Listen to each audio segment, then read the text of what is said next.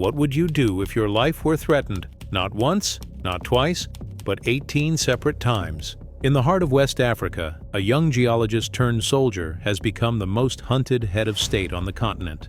His name is Ibrahim Traoré, and his only offense is daring to dream of an Africa that owns its resources and its dignity.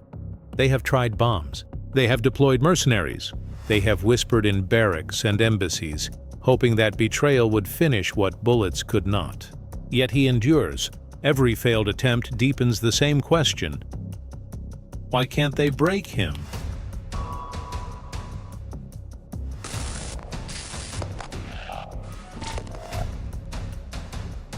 To understand, you have to look at Burkina Faso, a landlocked nation of roughly 21 million people caught for decades between outside control and internal hardship. It has survived colonial exploitation, jihadist insurgencies, and economic neglect. It is a country where the idea of sovereignty has always been a battle, never a gift. By 2022, that battle reached breaking point. Jihadis had taken over more than 40% of national territory.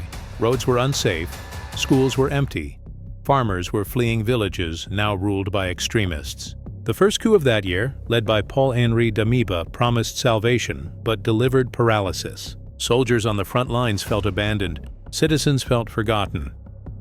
Among those soldiers was a 34-year-old captain who had studied geology before joining the army in 2010, served in UN peacekeeping operations in Mali, and earned decorations for counter-terrorism leadership. His name, Ibrahim Traoré.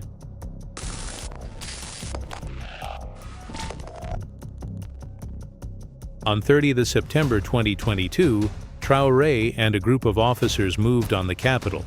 Their message was blunt: Damiba had failed the people. Within 48 hours, Traoré became the world's youngest head of state.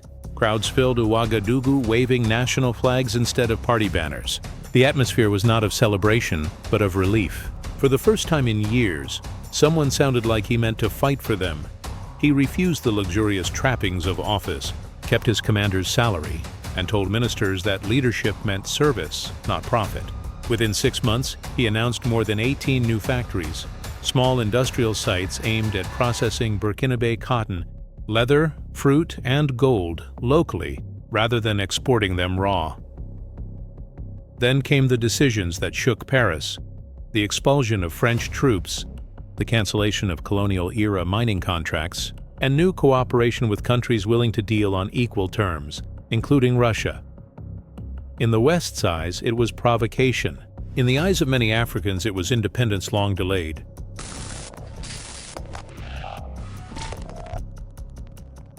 Just months later, intelligence officers intercepted encrypted communications, a plan to plant a bomb at Traoré's residence during an African Cup of Nations match, timed perfectly for when guards would be distracted. If the bomb failed, an ambush on his motorcade would follow the next morning. Hours before detonation, a foreign tip arrived, reportedly from Russian intelligence, naming the plotters and detailing the device. Burkinabe security forces raided safe houses and arrested the conspirators. The attempt failed, but it marked the start of a deadly pattern.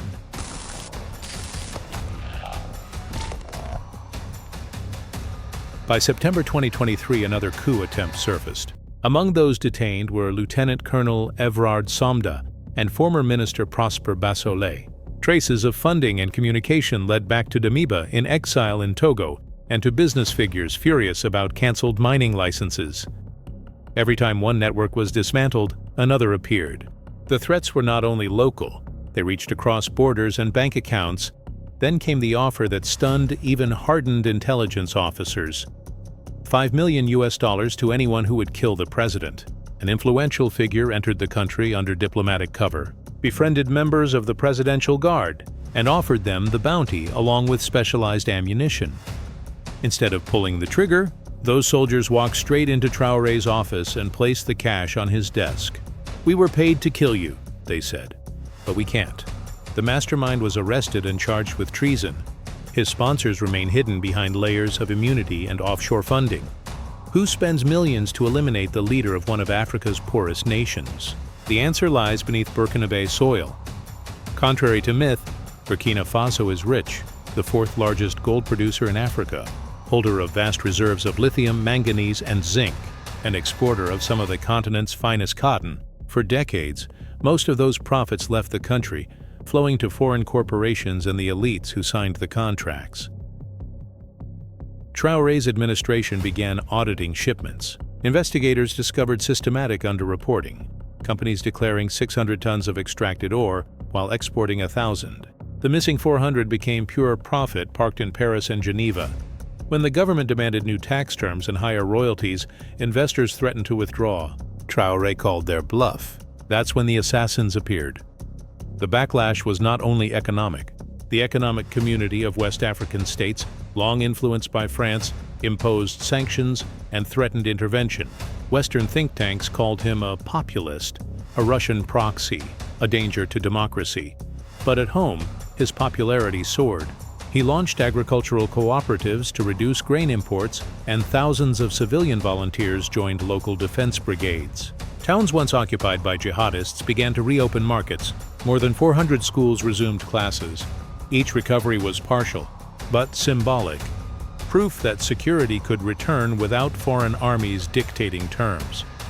Every failed assassination attempt carried a message. Killing him was not only about removing a man. It was about destroying an idea, the idea that Africa could control its own wealth. To his followers, every survival confirmed the righteousness of that cause. To his adversaries, every survival was a problem that grew harder to solve. By the end of 2023, the echo of Burkina Faso's defiance spread through the Sahel. In Mali, Niger, and Guinea, young officers spoke openly about sovereignty and the end of foreign tutelage. Flags changed, alliances shifted, and for the first time in living memory, France found itself unwelcome across a belt of countries it once considered secure. Behind the scenes, France's own crisis deepened. Losing cheap access to Sahelian gold and uranium meant losing the hidden subsidy that kept its energy prices low and its borrowing costs manageable. By 2025, French debt had passed 110% of GDP. Energy prices had risen by 40% since 2022. The connection between Ouagadougou's decisions and Paris's instability was undeniable. Africa had finally pulled a lever that Europe could feel. Burkina Faso's stance inspired solidarity movements across the continent. Protesters in Dakar and Bamako waved portraits of Traoré beside images of Thomas Sankara, chanting the same word, sovereignty. Western governments called it radicalism. Africans called it justice delayed. Despite the danger, Traoré refuses to vanish behind palace walls. He travels to rural provinces, meeting farmers, youth leaders, and local militias. His aides beg him to reduce public appearances. He refuses. Visibility, he says, is the only armor left to those who lead revolutions. He keeps a portrait of Sankara on the wall of his modest office, quotes him often, and lives much as he did before taking power.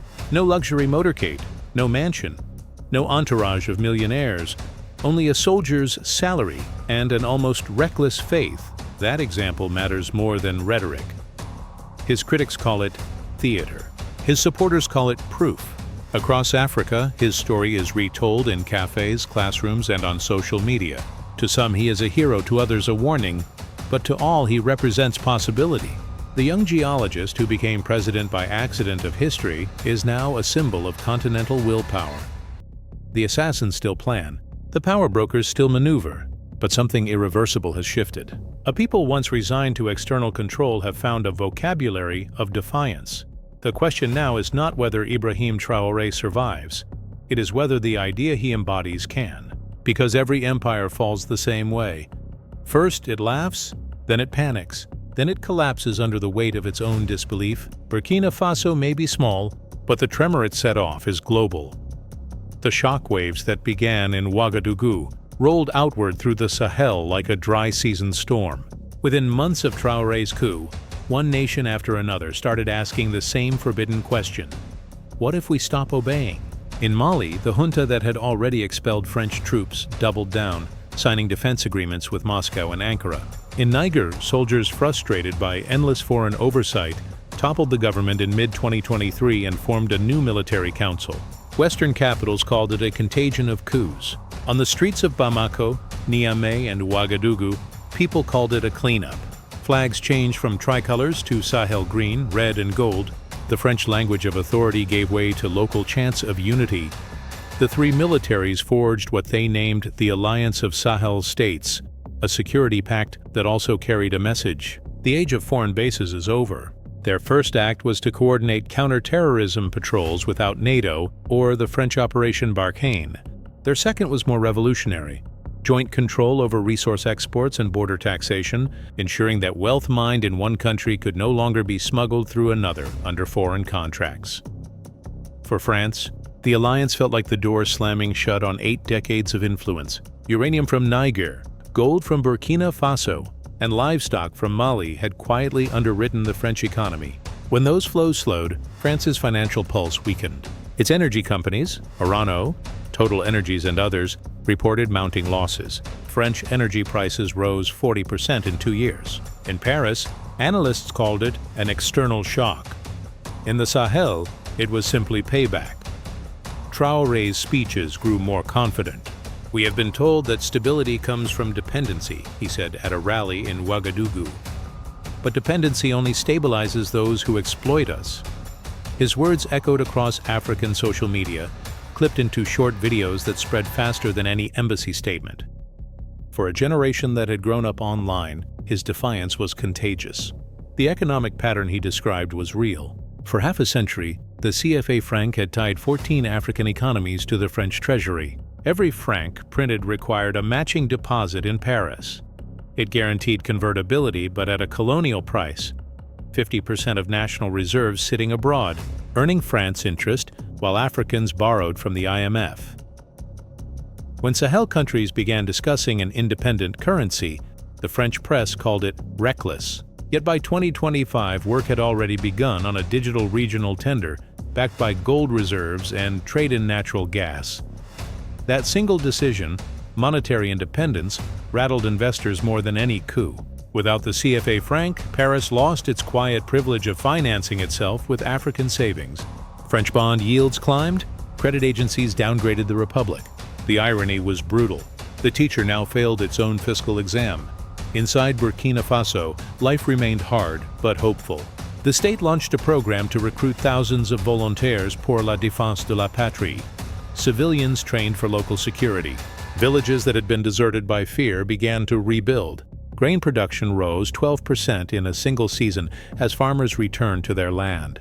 The government invested in small refineries to process its own gold and in pilot plants for lithium extraction. None of this made global headlines, but in the Sahel, it was revolutionary. Values staying home. Still, the pressure mounted. Terrorist attacks flared whenever progress appeared. Traoré accused invisible hands of financing chaos to punish independence. Western intelligence dismissed it as conspiracy. Burkina Faso villagers saw it as common sense. Every time a convoy was bombed, the question resurfaced: who profits from instability? The geopolitical chessboard widened. The United States quietly scaled down its counter-terrorism footprint. Turkey built drone hangars in Niger. China offered infrastructure loans that required no political lectures. Russia shipped grain and weapons simultaneously, an arrangement pragmatic rather than ideological. In UN corridors, diplomats muttered about a new non-aligned bloc forming around the Sahel's defiance. France responded with sanctions and propaganda. Its media portrayed Traoré as Moscow's puppet, a would-be autocrat hiding incompetence behind nationalism. But footage from Ouagadougou told another story. Markets full, people chanting his name, volunteers repainting schools. The narrative of chaos was losing credibility. Meanwhile, in Paris, the government of Prime Minister François Bayrou tried to plug a budget hole exceeding 3 trillion euros. Debt service swallowed the education budget. Demonstrations over fuel costs turned violent. The French elite who once lectured Africa on fiscal discipline now presided over the same debt spiral they condemned abroad. Economists finally admitted what African thinkers had said for decades. Extraction is not a development model, it is a delay mechanism for collapse. As France staggered, the psychological balance between Europe and Africa inverted. For the first time since the colonial scramble, Africans watched European instability with calm rather than panic. In Ouagadougou, cafes people joked, "Let them apply for IMF loans now." The laughter carried a century of pain turned inside out. Traoré's government took advantage of the shift. It invited students from across the Sahel for new military and technical training, offered scholarships in geology, agronomy, and engineering, the very fields foreign aid had neglected. "We will not export raw youth," he said. "We will educate them here." Those words mattered as much as any factory. They hinted at continuity beyond coups. By early 2025, Burkina Faso, Mali, and Niger began coordinated gold sales to Asian markets, bypassing the traditional European refiners. The income funded rural electrification and road repairs. France protested, citing contractual rights. The alliance ignored it. For the first time in generations, African states dictated terms to their former master. Western observers warned that authoritarianism was replacing democracy. Burkinabe citizens countered that democracy without dignity is theater. In villages newly connected to the grid, people said the same thing in simpler words. "Our children can study at night now. That is freedom." Behind the slogans, the stakes were enormous. Whoever controls the Sahel's minerals controls the next century's batteries, phones, and solar panels. Traoré's insistence on national processing threatened the profit margins of half the Fortune 500. It also promised a rare possibility: Africa shaping the green transition rather than supplying it. Assassination rumors persisted. Anonymous warnings reached the presidential compound every month. Some came from friendly capitals, others from within the region. Each new plot failed, often thanks to the same intelligence sharing that outsiders dismissed as Russian meddling. To Traoré, survival itself became a diplomatic tool, proof that his alliances worked. His speeches grew quieter but sharper. "We are not fighting the West," he told a gathering of youth volunteers. "We are fighting dependency, ours and theirs. They depend on our silence. We depend on their markets. Both chains must break." By mid-2025, analysts no longer asked whether the Sahel revolt would last. They asked who would join next. Chad announced it would review defense agreements. Benin froze new French mining permits. Even within Francophone elites once loyal to Paris, voices of caution turned into voices of adaptation.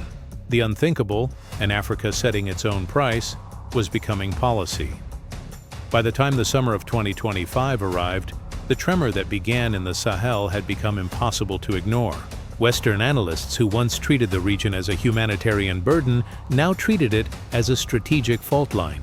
The world was quietly redrawing its maps of power, and at the center of the redraw stood a soft-spoken officer from Bondoukou. Ibrahim Traoré's name began appearing in foreign policy journals beside words like multipolarity and resource nationalism. What startled observers most was not his ideology, it was his endurance. 18 assassination attempts had failed. He had survived bombs, infiltration, and mutiny. For a continent that had seen many reformers buried before their revolutions matured, his continued existence felt like a historical glitch. The alliance of Sahel states tightened its cooperation. Joint patrols turned into a shared command structure. Customs officials at the borders of Burkina Faso, Mali, and Niger started collecting taxes into a single fund for regional infrastructure. What had started as an anti-terror pact was mutating into a confederation built on the logic of self-reliance. Economists in Accra and Addis Ababa began calling it the embryo of an African economic firewall. Elsewhere on the continent, echoes multiplied. Ghana expanded its gold refining capacity instead of exporting raw ore. Tanzania renegotiated nickel contracts. In Namibia, youth groups waved Sahel flags during protests over foreign mining rights. Each step made the same point. Africa had tired of being treated as a supplier of unfinished stories. France, once the metronome of West African politics, stumbled through its own reckoning. The government in Paris lurched from austerity plan to protest and back again. Public debt passed 110% of GDP. Credit downgrades followed. The loss of cheap Sahelian resources exposed how dependent the French economy had become on invisible colonial dividends. Energy companies posted record losses and power prices soared. Newspapers that once lectured Africans on fiscal responsibility now printed headlines asking how to rebuild confidence. Across the Atlantic, Washington tried to adapt. American diplomats, careful not to repeat France's arrogance, spoke of partnerships of equals. But the rhetoric met a skeptical audience. African leaders remembered too many decades of conditional aid. China continued building roads and ports. Turkey opened new embassies. India signed fertilizer deals. The geometry of influence was no longer Western-centric, it was planetary. Through it all, Traoré's government remained a study in paradox, underfunded yet ambitious, isolated yet increasingly admired. Burkina media showed factories turning local cotton into uniforms, farmers receiving state-subsidized machinery, women leading cooperatives for food processing. None of these images erased poverty or conflict, but they replaced the picture of despair with one of movement. Inside the country, debate sharpened. Intellectuals asked whether a revolution led by soldiers could ever deliver democracy. Traoré answered by redefining democracy itself, a government that obeys its citizens before it obeys creditors. He promised elections after security stabilized but refused to set a date, arguing that ballots mean little when half the territory still fights for survival. Critics called it authoritarian delay, supporters called it realism. Every month, rumors of new assassination plots surfaced. A car loaded with explosives found near a convoy, an intercepted phone call from an offshore number, anonymous messages warning of foreign operatives. Each discovery reminded the public that independence is not won once, it must be defended daily. In late 2025, an unexpected visitor arrived in Ouagadougou, a delegation from the African Union. For years, the AU had suspended coup-born governments. This time they came not to scold but to listen. Behind closed doors, they discussed security cooperation, food corridors, and the possibility of a continental energy grid linking Sahel's solar projects to coastal demand. Even skeptics admitted that Burkina Faso's defiance had forced the Union to treat sovereignty as more than a slogan. The psychology of the continent was shifting. For generations, African policy had been reactive, waiting for approval, loans, or validation. Now governments were learning the leverage of refusal. Refuse troops, refuse aid with strings, refuse contracts that export both minerals and dignity. The language of no was becoming an instrument of statecraft. Outside Africa, reactions ranged from alarm to admiration. In Latin America, leaders referenced the Sahel in speeches about post-colonial economics. In Southeast Asia, commentators noted how the West's moral authority had eroded. The idea that the Global South could trade laterally without passing through European or American gatekeepers no longer sounded utopian. It sounded overdue. For Traoré personally, the cost remained high. He moved constantly between residences, slept in safe houses, trusted few. Yet he continued public visits to markets and schools, arguing that fear was the final weapon of control. Photographs of him walking unarmored among crowds became iconic. Supporters described him as fearless. Aides described him as stubborn. Perhaps both were true. Within Burkina Faso, the tangible effects of sovereignty began to appear. A new gold refinery opened outside Bobo-Dioulasso. Farmers in the north received state-backed microloans. The government launched a literacy campaign in national languages rather than French. Each initiative was small in numbers but vast in symbolism. The nation beginning to see itself in its own mirror. Yet dangers persisted. Jihadist groups, many displaced from neighboring countries, regrouped in remote areas. Drought and climate stress worsened. The fragile Sahel environment offered no mercy to politics. Traoré's administration sought help from regional partners for irrigation and renewable energy. Morocco sent engineers. Algeria reopened transport corridors. Even as alliances shifted, the fundamental truth remained. Africa was starting to solve African problems with African tools. By late autumn, commentators began calling it the Sahel Renaissance, not because prosperity had arrived, but because dependency had been declared unacceptable. In that declaration lay the seed of renewal. Every African revolution before had spoken of dignity. Few had managed to institutionalize it. The test for Traoré was to turn rebellion into governance. In one televised address, he captured the paradox in a single line. They call us poor because they count what we do not own. But what we own now is the will to say enough. That sentence rippled across the continent. University students in Nairobi printed it on T-shirts. Radio hosts in Lagos debated whether this new assertiveness would last. Elders in Bamako compared it to the spirit of 1958, when colonies first demanded self-rule. As 2025 closed, Ibrahim Traoré remained alive, still leading, still hunted. Each failed plot to remove him strengthened the story that refuses to die. That African resources must serve African futures, and that sovereignty, once awakened, cannot be recolonized by fear. No one knows how his story ends. Perhaps he will join the long list of martyrs, Lumumba, Sankara, Cabral, whose deaths fed the next generation's resolve. Perhaps he will outlive them all and see the transformation they only imagined. What is certain is that the continent has already crossed an invisible threshold. When the lights dim in Paris, they now flicker on in Ouagadougou. When one empire counts its losses, another region begins to count its possibilities. History is not ending, it is moving south. And as the world watches, one young captain continues to walk through the heat of Burkina Faso, unbowed, a reminder that power built on extraction collapses the moment its victims stop consenting, because every empire's nightmare begins the same way when the people at once called subjects start calling themselves free.